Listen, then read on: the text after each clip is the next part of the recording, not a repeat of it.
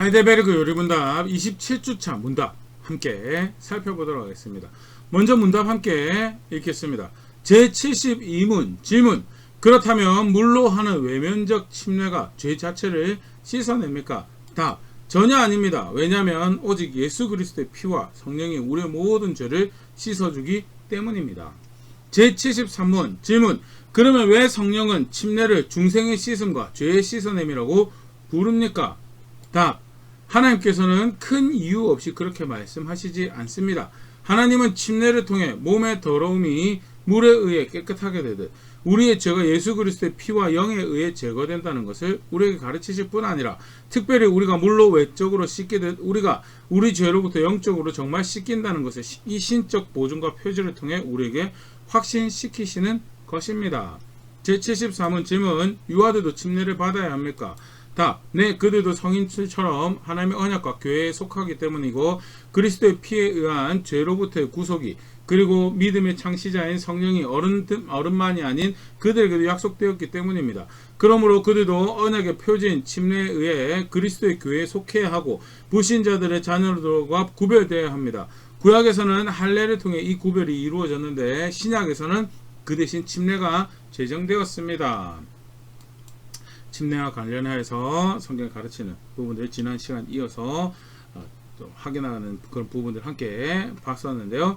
오늘 사실 앞에 두 문답은 지난 시간 함께 살펴봤던 부분이죠. 그래서 침례 자체는 상징이고 예식이지 그것이 구원의 방편이 되지 않는다. 오히려 말씀대로 믿었고 말씀대로 그렇게 신앙을 고백할 때 이 예식 자체가 의미를 가지게 된다는 것 정리하실 수 있으면 좋을 것 같고요. 오늘 맨 마지막 함께 읽었던 문답 관련해서 조금 함께 살펴보도록 하겠습니다. 유아 침례죠. 유아 침례. 사실 이제 우리 함께 읽었던 문답은 하이델베르그 요리문답 그대로 그냥 우리가 읽었기 때문에 교회에서 함께 이해하고 있는 것 조금 다른 부분을 이야기를 합니다. 우리 교회에서는 실제로 유아 침례를 하지는 않죠. 유아 침례. 근데 전반적으로 문답에서 이야기하는 거에 많은 부분 동의를 하고 있었어요. 그 부분 성경적으로 한번 정리를 한번 해보도록 하겠습니다. 먼저 아이들도 예수님이 필요합니다. 아이들도 예수님 필요하죠. 아무리 착하고 이쁜 아이더라도요. 성경에서 분명히 그렇게 가르치고 있습니다. 로마서 3장 23절 말씀입니다. 모든 사람이 죄를 범하였으면 하나님의 영광에 이르지 못하더니. 모든 사람이 죄를 범하였고요. 죄성을 가진 아담의 후예로서 죄 가운데 그 저주 가운데 태어나는 것이 우리의 천사 같은 아이들이죠. 그래서 그 아이도 속죄가 필요하고 예수님 필요하고 구원이 은혜가 필요한 사람 중에 하나다라는 것. 로마서 5장 12절 말씀입니다. 그러므로 한 사람으로 말미암아 죄가 세상에 들어오고 죄로 말미암아 사망이 들어왔나니 이와 같이 모든 사람이 죄를 지었으므로 사망이 모든 사람에게 이르렀느니라 하면서 죄가 세상에 들어오고 죄로 말미암아 세상에 들어왔고 그래서 모든 사람이 죄 가운데 있고 사망이 그래서 모든 사람에게 이르렀다. 그 모든 사람 중에 하나가 내 아이고 우리 아이고 예수님의 도움이 구원의 도움이 필요한 죄 중에 태어난 사망의 저주 아래에 있는 사람이 우리의 아이들이다라는 거. 아울러서 예수님께서 십자가에 죽으시고 하나님 복음을 선포하시고 하시는 그 베푸신 은혜에 있어서 그 중요한 소위 말하는 어른들의 일에 아이가 그 수혜자가 됩니까? 라고 할 때 성경에서는 아이들도 그 은혜의 수혜자가 된다고 분명히 가르치고 있죠. 누가복음 18장 15절 17절 말씀입니다. 사람들이 예수께서 만져주시면 바라고 자기 어린 아기를 데리고 오매 제자들이 보고 꾸짖거늘. 예수님께 아이들을 데리고 나오는데 제자들이 꾸짖었다는 게 쉽게 말해서 어른들이 향하는 중요하고 큰 일이지 이런 아이들은 거기에 해당이 안 된다라는 것이 지금 제자들의 자세였던 것 같고요. 근데 16절에 예수께서 그 어린아이들을 불러 가까이 하시고 이르시되 어린아이들이 나에게 오는 것을 용납하고 금하지 말라. 하나님의 나라가 이런 자의 것이니라 하면서요. 어린아이가 나에게 오는 것을 용납하라라고 금하지 말라라고 그러면서 더 이제 도전되는 말씀이 하나님 나라 이런 자 순수하게 하나님 말씀을 받아들이는 자들일 것이다 라는 것을 아예 빗대서 이렇게 말씀하신 거죠. 17절 내가 진실로 너에게 이르노니 누구든지 하나님의 나라를 어린 나이와 같이 받아들이지 않는 자는 결단코 거기 들어가지 못하리라 하면서 예수님 말씀 있는 그대로 받아들이는 그 자가 하나님 나라에 해당한 진실로 거기에 따른 자가 하나님 나라에 해당하는 자지 그렇지 않은 자는 들어가지 못하는 것. 다시 한 번 더 쐐기를 박으시며 이야기하시면서요. 어린아이들도 그 예수님을 통해 주어지는 은혜의 수혜자가 된다라는 것. 도움이 필요하고요. 근데 은혜 수혜자가 되었어요. 사실 그렇다고 한다면 아이들이 예수님을 믿는다라고 할 때 믿을 수 있도록 또 지도하고 또 믿는다고 할 때 침례를 주지 않을 이유가 없죠. 계속 조금 더 보면요. 성경에서 보면 이디오피아 내시도 침례 수혜자가 혜택을 입죠. 은혜를 입죠. 사도행전 8장 35절 36절 말씀입니다. 빌립이 입을 열어 이 글에서 시작하여 예수를 가르쳐 복음을 전하니 길 가다가 물이 있는 곳에 이르러 그 내시가 말하되 보라 물이 있으니 내가 침례를 받으면 무슨 거리낌이 있느냐라면서 에디오피아 내시가 성령 인도하심을 따라서 자기에게 나온 빌립의 만나고 빌립이 전해주는 말씀 가운데 예수를 믿게 되고요. 그리고 자신이 헌신하여서 내가 그렇게 예수를 믿기 때문에 내가 침례를 받겠다라고 빌립에게 아주 겸손한 고백을 하게 되는 거죠. 이디오피아 내시에게도 그렇게 허락이 되었더라는 거. 사도행전 10장 47절 48절 같은 경우에 이에 베드로가 이르되 이 사람들이 우리와 같이 성령을 받았으므로 누가 능히 물로 침례를 베품을 금하리오 하고 48절입니다. 명하여 예수 그리스도의 이름으로 침례를 베풀라 하니라.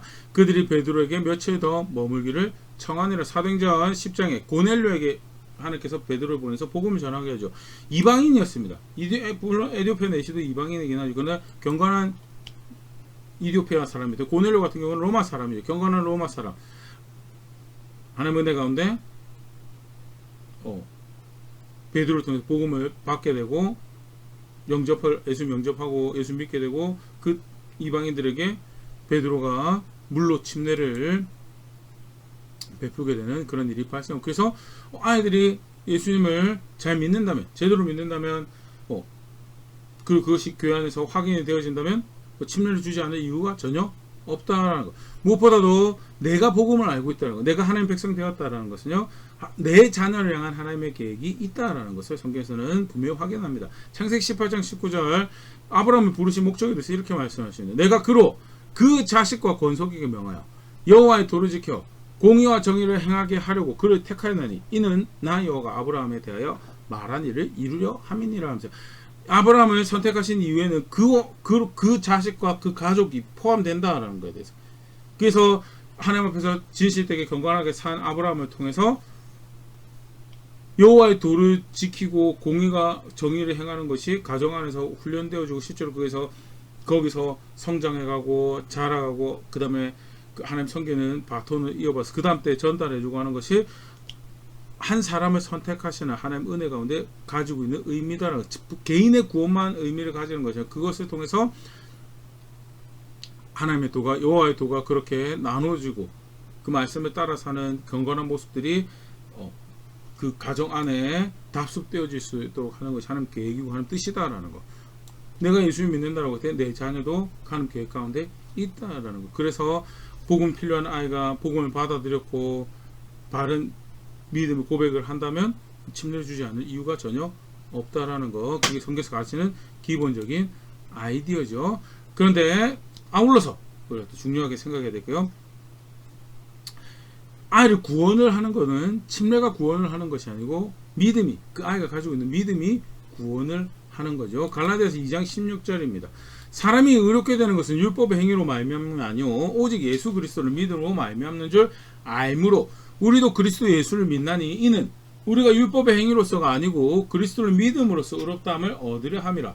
율법의 행위로서는 의롭다함을 얻을 육체가 없느니라. 율법의 어떤 예식을 행하고 행위로 구원받는 것이 아니다. 예수님 믿는 것으로 구원받는 것이다 라는 거 성경에서 분명히 가르치고 있고요. 그래서 침례 자체가 저 아이가 구원받았다 또는 내가 구원받았다는 그런 증표가 될 수는 절대 없더라. 아무리 침례를 받았어도 교회가 사실은 잘 지도를 했었어야죠. 예수님 안 믿는 사람을 침례를 주는 것은 교회에게도 사실 덕이 되는 일이 아니죠. 믿음이 정직하게 고백되어지고 예식을 통해서 교회가 함께 그 은혜를 누리게 되어지는 그런 예식이 되어져야 될 거고요. 그래서 침례에 대해서 마치 그것이 구원의 징표처럼 여겨지는 그런 오해는 없어야 될 것이고, 실제로 성경에서도 침례로 구원받는 것이 아니고요, 믿음으로 구원받는 것이다. 침례는 개인의 신앙을 공개적으로 고백하는 그런 예식이 되어지고, 그래서 대표적인 의미로 몸의 일원의 일종의 내가 그래서 이 공동체의 일원으로 그 몸의 일원으로 살아가겠습니다라는 것을 고백하는 그런 그 예식이 되는 거죠. 마태복음 28장 19절입니다. 그러므로 너희는 가서 모든 민족을 제자로 삼아 아버지와 아들과 성령의 이름으로 침례를 베풀고, 제자가 받는 것이 침례입니다. 제자가 받는 것이. 예수님 믿겠다, 그가 나의 길입니다라고 고백하는 사람들이 받는 게 침례다. 그게 그렇게 공개적으로 자기 신앙을 고백하는 기회가 침례다라는 것. 로마서 6장 4절입니다. 그러므로 우리가 그의 죽으심과 합하여 침례를 받음으로 그와 함께 장사되었나니 이는 아버지의 영광으로 말미암아 그리스도를 죽은 자 가운데서 살리신 것 같이 우리로 또한 생명 가운데서 행하게 하려 함이라. 그와 함께 죽고 그와 함께 삽니다라는 것이 고백되어지는 것이 침례다라는 것. 그러니까 좀 전에 얘기 드렸던 것처럼 전혀 함께 죽고 함께 산다라는 이해가 없는 사람이 침례라는 것을 받게 된다면 그 침례 자체가 아무런 의미가 없는 것이고, 사실 이제 바르게 가르쳐야 될 부분이 가르쳐지지 못해서 발생하게 되는 왜곡이라든지 무질서가 오롯이 교회가 감내해야 되는 그런 일이. 그래서 우리가 그 교회 설립 기념일날 함께 살펴봤던 것처럼요, 침례를 주는 것에 있어서 굉장히 이렇게 공부하는, 검증하는 시간을 길게 가졌던 초대교회 모습들 봤었는데요. 침례가 그래서 예수님께서 명령으로 주신, 제정하시고 명령을 주신 이 일이 바르게 교회에서 진행될 수 있도록 하는 것이 바른 이해죠. 우리 아이들 같은 경우도 마찬가지죠. 구원의 증표가 아니고요, 그리고 개인의 자기의 신앙을 공개적으로 고백하는 기회가 침례가 되려면요, 아이가 신앙에 대해서 바른 이해를 가지고 있어야 된다는 것이 그 다음 굉장히 중요한, 믿는 자가 침례를 받는, 믿는 자가. 갈라디아서 2장 20절입니다. 그런즉 내가 그리스도와 함께 십자가에 못 박혔나니 그런즉 이제 내가 사는 것이 아니요 오직 내 안에 그리스도께서 사시는 것이라. 이제 내가 육체 가운데 사는 것은 나를 사랑하사 나를 위해 자기 자신을 버리신 하나님의 아들을 믿는 믿음 안에서 사는 것이라. 이런 믿음을 고백하는 사람이 침례라는 예식을 통해서 내가 죽고 그리스도가 사시는 것입니다, 이제 내가 사는 것이 아닙니다 라고 고백하는 그런 기회가 되어야 된다는 것. 믿는 자가 침례를 받아야 된다는 것. 그래서 어린아이 같은 경우에, 어린아이 같은 경우에 이 신앙의 가르침에 대해서 얼마나 바르게 이해되었는가에 대해서 사실 우리가 아이를 정말 위한다는데 그가 자신의 믿음을 고백하는 장이 될 수 있도록 이끌어가고 기회를 주는 것이 맞다라고 생각을 하고요. 그래서 믿는 자의 침례가 바르고 그렇게 진행되게 하기 위해서 우리 같은 경우에는 이제 소위 이제 교육학적으로도 추상적인 개념을 이해하기 시작하는 그런 나이대가 보통 초등학교 5, 6학년 정도, 뭐 빠름 4학년이라고 지금 보통 5, 6학년 정도, 12, 13세 정도 돼야지 그게 이제 추상적인 개념이 이해된다고 이해하거든요.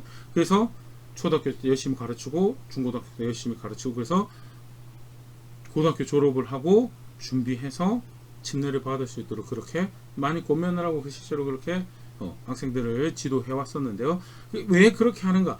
본인이 본인 믿음 가지고 고백을 할 수 있도록. 저 구원의 징표가 아니기 때문에 굳이 그거 가지고 구원을 이야기하고 그럴 그 계제가 아닌 거예요. 그래서 굳이 믿지 않는 사람의 침례를 줄 이유가 없어요. 오히려 자기가 자기 신앙을 그렇게 공개적으로 고백할 수 있도록 기다려주고 기회를 주는 것이 사실은 돕는 방법이겠죠. 하나 더 여기서 이제 좀 정리를 해보면요. 아까 우리가 문답을 읽을 때 침례가 이제 할례의 연장선에 있는 것처럼 이렇게 묘사가 되어졌는데 일부는 할례 연장선에 있는데요. 근데 일부는 할례 연장선 상에 있는 것이 아니다라는 것을 우리가 성경 안에서 분명히 보일 수가 있습니다. 할례 언약 백성의 징표로 하나님께서 아브라함에게 가르쳐 주신 규례죠. 창세기 17장 12절 말씀입니다. 너희의 대대로 너 모든 남자는 집에서 난 자나 또는 너희 자손이 아니라 이방 사람에게서 돈으로 산 자를 막론하고 난 지 8일 만에 할례를 받을 것이나 집안 모든 남자는 할례 받아라라고 말씀하신 거죠. 13절 너희 집에서 난 자든 너희 돈으로 산 자든지 할례를 받아야 하리니 이는 내 언약이 너희 살에 있어 영원한 언약이 되려냐. 언약 백성의 표징으로 하나님께 제정하신 것이 할례입니다. 14절 할례를 받지 아니한 남자 곧 그 표표를 베지 아니한 자는 백성 중에서 끊어지리니 그가 내 언약을 배반하였음이니라면서 그래서 언약 백성의 징표로 준 거기 때문에 할례를 받지 아니한 남자는 백성 중에서 끊어지리라라고. 할례 표징이 있는 사람은 언약 백성인 거고 할례를 받지 않은 언약 백성이 아닌 거고 그렇게 이 예식을 통해서 언약 백성으로 받아들여지는 그런 도구로 사용되었던 것이 할례죠. 근데 침례가 그렇게 해야 되나요? 우리 쭉 같이 살펴봤지만 침례를 받았다고 사는 백성 된 것이 절대 아니다라는. 침례 아무리 받아도 예수 믿지 않으면요, 성경에서 가르쳐준 대로 예수 믿을 생각이 아예 없으면요, 사실 그 침례는 아무런 의미를 가지지 못한다는 거예요. 침례가 언약 백성에게 주어진 예식이라는 사실 자체에서 할례 연장선상에 존재해요. 그럼에도 불구하고 할례를 통해서 하나님 백성 되는 구약의 이해랑은 침례는 다르다라는. 믿음을 예수 믿는 걸 통해서 하나님 백성 되는 것이기 때문에 그런 부분에서는 분명히 할례의 연장선에 있지 않고요. 그렇기 때문에 굳이 어린 나이 난 지 8일 만에 할례를 줘야 되는 것 때문에 유아 침례를 줘야 된다고 그렇게 이야기하는 것은 그것은 사실은 그렇게 납득할 수 없는 오히려 침례의 본질적인 이해를 해치게 되는 그런 선택이라 생각하고요. 그래서 침례 같은 경우에는 믿는 자의 침례를 굉장히 강조를 많이 하죠. 자기 믿음으로 고백하고 그 상징인 예식을 이렇게 수행하는 것이다 라고 이야기를 하고, 유아 침례 지금까지 간단히 살펴본 거 정리를 해보면요, 신실하게 자기 믿음을 고백하는 아이는 침례 받을 수 있습니다. 하지만 부모의 신앙으로 침례를 받는 것은 그것은 비성경적인 이해죠. 신실하게 믿음을 부모의 신앙으로 받는 침례는 성경적인 이해와 거리가 있고요. 그리고 사실 이제 보통 유아 침례를 하는 교회 같은 경우에는 이것이 유아 침례 또 유아 세례죠. 아이를 공동체 앞에 소개하고 공동체 안에서 내가 이 아이의 부모로 아이를 경건하게 잘 기르겠습니다. 위에서 기도해 주시고 그 일을 함께 해주세요라는 그런 일종의 아이를 소개하는 첫 대면식 같은 그런 의미도 유아 침례를 하는데요. 굳이 그런 거라면 침례를 하지 않고 그냥 어떻게 보면 뭐 대면식이라고 그냥 좀 생소한 이름일 수도 있고, 우리 교회 같은 경우는 헌화식이라는 표현을 사용하기도 했는데요. 헌화식이라는 이름도 사실은 그냥 보편적으로 사용하는 표현이라서 그냥 사용하긴 했지만 그렇게 좋은 이렇게 아이를 헌신한다기보다는 부모가 헌신을 해줘. 내가 가지고 있는 신앙을 잘 전달하고 부모로서의 내 책임을 다하겠습니다라는 그런 소개로 또 어른 세대들이 교회 공동체 앞에서 그 일에 위에서 기도해 주시고 함께 해 주십시오라는 그런 고백을 하는 시간을 가지는 그런 식으로 교회에서 제정하고 하는 것이 조금 더 침례 본질적인 의미를 살릴 수 있는 길이 될 것이다. 아이 개인을 위해서라도요, 그 아이가 만약에 조금 이해가 아직 부족한 것 같다면요, 신실하게 자기 고백을 하실 때까지 기다리는 것이 중요하다라는 거. 좀 전에도 이야기했던 것처럼 인지 능력이 과학적으로, 교육학적으로 인지 능력의 발달이 12세, 13세 이전에는 추상적인 개념 이해를 잘 못한다라는. 그래서 우리 교회에서 가르칠 때도 지금 이제 주일 오전에 같이 예배드리면서 그런 뉘앙스가 조금 사라지겠지만 그래도 지금 계속 반복적으로 그걸 하고 있는 게 주일 오전 같은 경우에는 성경의 기본적인 이야기를 함께 살펴보면서 그 흐름을 이해하고 큰 그림을 가질 수 있도록 저학년 때 그렇게 가르친다면요, 중고등학생 때 가서는 지금 우리 주로 오해하고 있는 것처럼 소위 말하는 신학적인 철학적인 개념들을 좀 더 이해하고 또 그런 기준들을 가질 수 있도록 지도를 하고, 그래서 마지막에 그것을 확인을 해서 침례를 할 수 있도록 인지 능력이 발달할 때까지 조금 기다려주고 또 다양한 경험 안에서 스스로의 신앙을 맞닥뜨린 중고등학생 때 여러 가지 맞닥뜨린 상황 가운데 자신의 신앙 스스로 점검할 수 있도록 기회를 주는 것이 사실 아이를 위해서 더 좋은 일이라고 생각을 하고, 교회에서는 그래서 유아 침례는 저희는 하지 않고 자기 고백으로 침례를 받을 수 있을 때까지 시간을 기다린다라는 거. 그리고 성경에서 그렇게 오히려 그렇게 하는 것이 신약의 침례에 조금 더 본질적인 그 의미를 되살릴 수 있고 명령하신 대로 그 예식을 사용하는 것이다라는 그런 이해가 있다라는 거. 하지만 장로교나 감리교 같은 경우에는 유아 세례 하고 있죠. 그리고 좀 전에 읽었던 문답은 그쪽 이해를 조금 더 담고 있다라는 거, 그렇게 정리해 두시면 좋을 것 같습니다. 마지막으로요, 말씀 하나 보고 마무리하려고 하는데, 베드로전서 1장 23절 말씀입니다. 너희가 거듭난 것은 썩어질 씨로 된 것이 아니오 썩지 아니할 씨로 된 것이니 살아있고 항상 있는 하나님의 말씀으로 되었느니라 하면서, 거듭난 거 말씀대로 오신 예수님, 그리고 말씀대로 우리 구원이 되신 예수님 믿고 구원받는 거죠. 다른 걸로 구원받는 게 아닙니다. 그래서 철저하게 그것이 우리의 생명이 되고 구원이 되었기 때문에 그 이후로도 하나님의 말씀이 기준이 되는 것이다. 침례 상징적이고 예식이죠. 그럼에도 불구하고 예수님 제정하신 것이고 교회가 수행해야 되는 명령으로 주어진 예식이라면요, 말씀대로 하는 것이 가장 가치를 가지고 의미를 가지게 된다. 목양적 경험에 최초 교회 역사 안에서 그런 것도 있었죠. 믿음이 없다가도 그런 침례 경험을 통해서 믿음이 생길 수가 있으니까 침례를 믿지 않는 사람들에게도 줬던 그런 시간들도 있고요. 성찬도 그렇게 했었죠. 근데 사실은 성경적이지 않더라라는 것이 후대의 평가고요. 그 당시에는 그런 모양적 어떤 좀 욕심으로 했지만 사실은 성경적인 방법은 절대 아니었다는 거. 오늘 우리가 침례에 대해서도 그렇게 정리를 해볼 수 있으면 좋겠습니다. 비록 예식이지만 그럼에도 불구하고 그것이 명령하신 대로 되려면 말씀 따라서 되어야 된다는 거죠.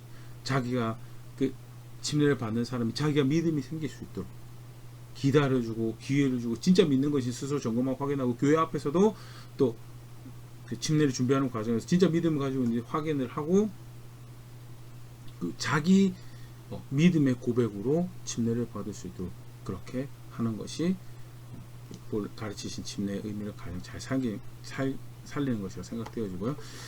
그렇게 침례를 할 거고 교회에서는 그렇게 하고 있습니다. 유아 침례 관련해서 간단하게 살펴봤고 침례 정리해 봤는데요. 말씀대로 되어야 된다는 거. 간단한 예식조차도 성경에서 가르치고 있는 거, 마음 씀씀이 하나 생각 하나 하는 것도 결국 말씀대로 되어야지 그것이 하나님께서 의미와 가치를 가지게 된다는 거. 나는 실제로 그렇게, 우리는 실제로 그렇게 해왔는가, 다시 정직하게 한번 고민해 볼 수 있으면 좋을 거고요. 말씀대로 마땅히 되어지며 그렇게 하나님 존중하는 자리에 있는 그런 제가, 그런 교회가, 그런 우리가 될 수 있으면 좋을 것 같습니다.